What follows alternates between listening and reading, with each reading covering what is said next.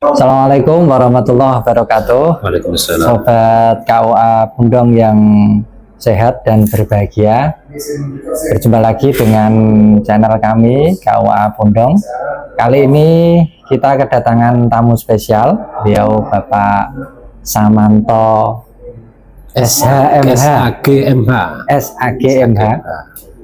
Beliau adalah Kepala KUA di KUA Kasihan ya, sebelumnya Bantul. Tetapi apa yang akan kita obrolkan atau kita bincangkan pada siang hari ini bukan terkait dengan ketugasan beliau sebagai Kepala KUA, walaupun nanti juga sedikit-sedikit ada tentang itu, tetapi tentang satu karya beliau yang alhamdulillah bisa memudahkan urusan-urusan di KUA dan khususnya kepada masyarakat umum terkait dengan data-data keagamaan di wilayahnya masing-masing. Aplikasi atau portal online lebih tepatnya Pak Nggih, website lurekjogja.id. Nanti untuk lebih lengkapnya kita gali informasinya pada beliau Bapak Samanto. Selamat siang Pak. Selamat siang. Terima kasih sudah hadir di podcast kami. Bagaimana perasaannya Bapak duduk di meja podcast KUA Pundong? Ya alhamdulillah turut merasa bangga dengan KUA Pundong. Kita apresiasi sekali ada podcast seperti ini bisa sebagai sarana informasi ke KUA, ke masyarakat yang ada di luar terkait kegiatan KUA. Dan mungkin langsung saja Pak, untuk lurik mungkin masyarakat masih belum cukup kenal apa itu lurik terus segala macam, mungkin bisa diceritakan sejarahnya Pak. Jadi bagaimana ide itu muncul, terus bagaimana jenengan mengeksekusi itu sampai akhirnya deal jadi satu kebijakan di Kemenak wilayah Jogja Pak nggih, nggak hanya wilayah Bantul. Mungkin bisa diceritakan sejarahnya. Kepada pemirsa sekalian, jadi lurekjogja.id itu aplikasi yang sekarang kita kembangkan untuk seluruh KUA yang ada di daerah istimewa Yogyakarta. Di lurik sendiri itu mungkin kita mengambil nama kayak nama kain ya, kain khas dari Jogja atau Jawa, lurik. Nah itu merupakan singkatan dari sebuah layanan atau sesuatu yang ingin kita raih dari aplikasi tersebut, yaitu layanan unggulan dan informasi KUA se-daerah istimewa Yogyakarta. Jadi nanti aplikasi itu berisi data-data yang menyangkut KUA, baik itu di situ data nikah, data keagamaan dan lain-lainnya, termasuk ada KUA, profil KUA-nya itu ada di situ, dan itu ada tampilan publik yang bisa diakses oleh masyarakat, ada tampilan yang khusus untuk admin, baik admin KUA maupun admin kabupaten maupun admin provinsi. Karena aplikasi ini bertingkat, jadi data yang diinput oleh KUA nanti bisa dilihat oleh admin yang ada di kabupaten, dan ini mungkin lebih khususnya ke Bimas Islam Kabupaten, bisa dilihat juga oleh admin yang ada di Kanwil di bagian Urais khususnya, dan mungkin Penais yang di situ mewilayahi data-data KUA. Dan terkait sejarahnya, jadi dulu awalnya sebenarnya bukan lurik. Jadi dulu awalnya itu saya membuat itu namanya EDAK, Elektronik Data KUA. Oh iya, dulu ada itu. Itu merupakan sebuah kegelisahan saya, karena selama ini KUA itu kadang sering dimintai laporan gitu kan, kita sudah ngirim masih dimintai lagi gitu kan, entah dulu di mana data yang kita kirimkan, entah nyelip atau apa gitu. Nah sudah ngirim kok masih suruh ngirim lagi gitu kan. Akhirnya enaknya ini kita buat aplikasi saja, KUA nanti membuat menginput datanya, nanti di tingkat atas di unit kerja pimpinan kita di kabupaten maupun Kanwil tinggal melihat saja gitu kan, nggak usah minta, ingin butuh data itu tinggal lihat gitu kan. Nah itu yang kemudian waktu itu saya buat aplikasi EDAK itu hanya untuk KUA yang ada di Bantul, di Kabupaten Bantul, Khusus 17 Bantul. KUA ya. Nah setelah itu kemudian Kanwil melihat, karena Kanwil juga ingin punya data-data keagamaan atau data-data KUA. Nah kemudian melihat aplikasi EDAK ini layak untuk dikembangkan, luaskan cakupannya, tidak hanya di kabupaten tapi tidak hanya di Bantul tapi di kabupaten lain. Sehingga kemudian Kanwil ingin menerapkan ini, sehingga kemudian ya sudah kita jadikan aplikasi Kanwil, tapi Kanwil punya nama sendiri gitu kan. Jadi tidak lagi EDAK tapi punya nama sendiri, namanya Lurik, karena menyangkut semua KUA yang ada di DIY, sehingga namanya harus menyesuaikan. lurikjogja.id. Nah ini yang sekarang kita kembangkan seperti itu. Itu sejarahnya. Oh, sejarah singkat ya. Sebenarnya kalau diceritakan bisa Panjang, panjang. Terima kasih Pak. Itu untuk ide Bapak tentang lurik itu sangat luar biasa sekali, termasuk pemilihan kata luriknya itu. Mungkin bisa diceritakan juga Pak. Itu lurik itu kan bukan produk Kemenak ya asalnya. Itu sebuah nama kain, jenis kain tenun gitu Pak ya, yang populer di Jogja, Klaten, Jakarta. Ada nggak Pak itu yang mempermasalahkan itu sebagai ini kok dipakai Kemenak? Terkait penamaan lurik sendiri, itu sebenarnya yang punya ide gagasan itu dari Kanwil. Dan hal ini waktu itu Bapak Kabid Urais, Pak Dr. Saji Jauhar Mustafa yang mempunyai nama lurik Jogja, itu lurikjogja.id. Nah, terkait apakah ada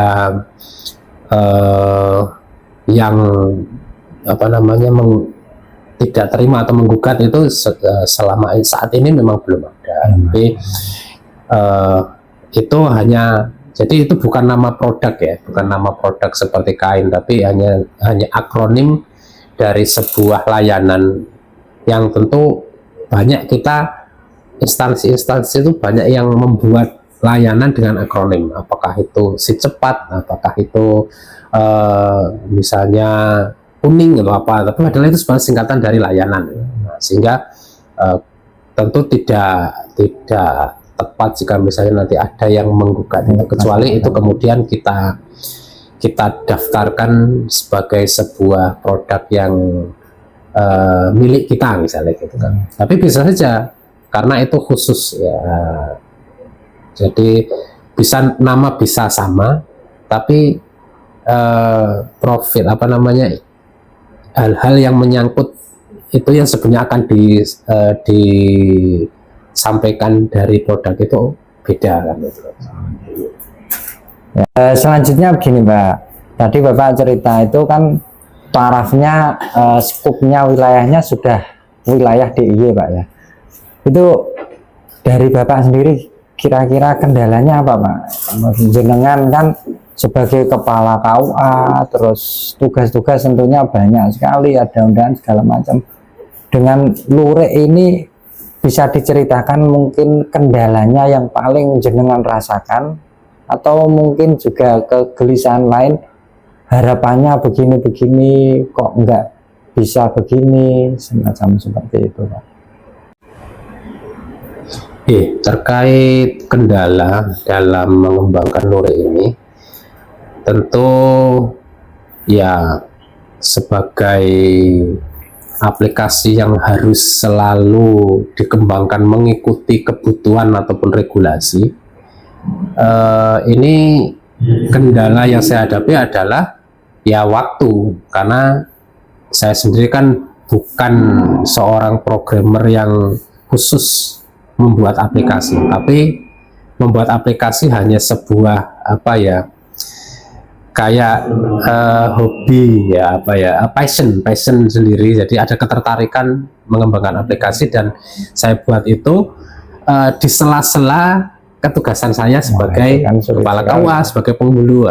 Ketika saya longgar, nganggur, tidak ada kegiatan, saya mengembangkan itu, sehingga sangat mungkin kurang untuk suatu aplikasi yang harus dituntut sempurna gitu. Jadi kita hanya mengerjakan itu memang pelan-pelan kita lengkapi menunya sesuai dengan kebutuhan, tidak kemudian harus langsung jadi sempurna.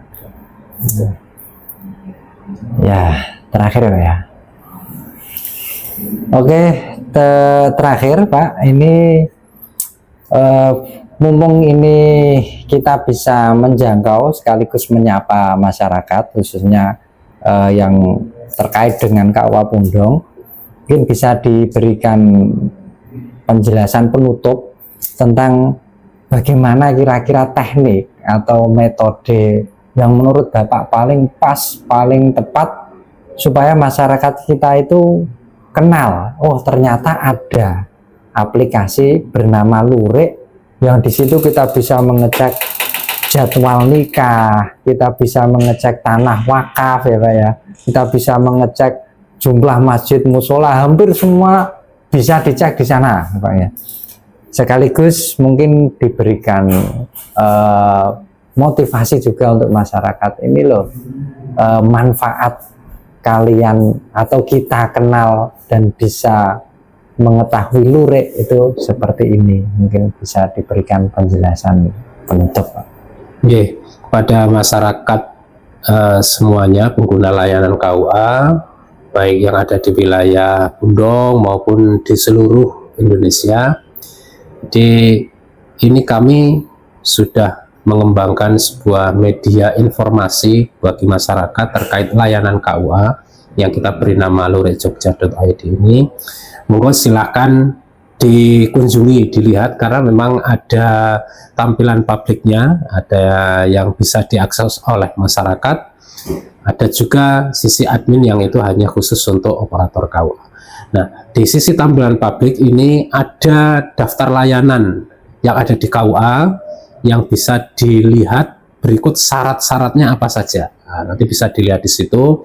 Misalnya ingin mendaftar nikah, syaratnya apa? Tinggal buka aja di data di pendaftaran nikah, nanti di situ ada menu-menunya. Ada syarat daftar nikah, syarat rekomendasi nikah, syarat membuat duplikat buku nikah, dan seterusnya. Di situ sudah ada. Yang kedua,